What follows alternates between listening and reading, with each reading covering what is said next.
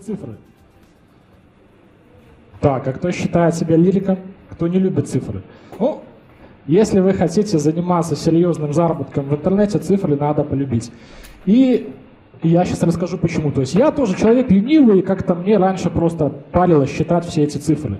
Я там сделал продукт, пригнал трафик, провел релиз какой-то, заработал энную сумму денег, ну, хватило мне ее на жизнь, отлично. И так бы, наверное, продолжалось еще очень долго, если бы я не поехал на одну инфоконференцию, и вот там парень рассказал такой кейс. То есть у него он тестировал на своей подписной странице всего лишь одну вещь. То есть была подписная, ну, вернее, мы нарисуем две, и он тестировал всего лишь цвет кнопки.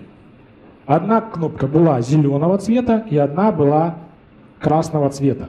Кстати, как вы думаете, ну, страница с каким цветом кнопки больше конвертировала? Кто считает, что зеленый?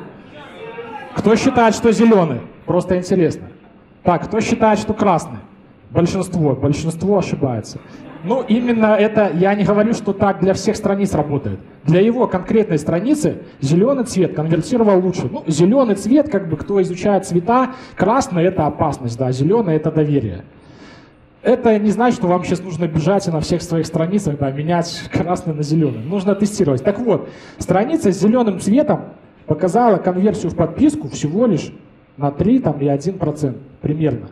Казалось бы, ну, что это такое, это конверсия. Но он сказал дальше фразу, вот, которая вообще там сложила зал на повал. Вот эта вот цифра за год ему приносит 3 миллиона рублей. То есть представляете, если бы он работал с красной кнопкой, он бы недополучил 3 миллиона рублей в год.